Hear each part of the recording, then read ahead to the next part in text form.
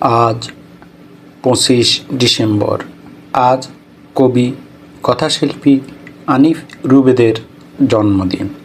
1980 সালের আজকের এই দিনে তিনি চাঁপাইনবাবগঞ্জের ভারঘড়িয়াতে জন্মগ্রহণ করেন। আনিফ রুবেদ একাধারে কবি ও কথাসাহিত্যিক। তিনি মূলত কবি, ছোট গল্পকার হিসেবে পরিচিত হলেও উপন্যাসও লিখেছেন।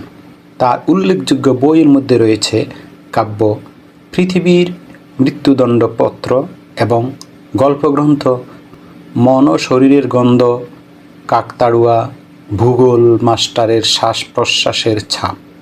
তার উপন্যাস কাল কাঠুরে। এই উপন্যাসে তিনি জীবন ও বাস্তবতার গভীরতাকে অন্বেষণ করেছেন।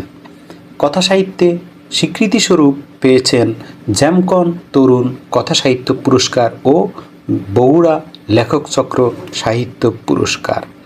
তার লেখা গভীর ভাব, বিমূর্ততা ও দার্শনিক চিন্তার মিশ্রণে সমৃদ্ধ, যা পাঠককে ভিন্ন জগতে নিয়ে যায়। তিনি রূপক ও উপমার ব্যবহারে পারদর্শী। মানব জীবনের জটিলতাকে তিনি তুলে ধরেন ভিন্ন কৌশলে। আজ তার জন্মদিনে চিন্তাসূত্র জানাচ্ছে আন্তরিক ভালোবাসা। শুভ জন্মদিন।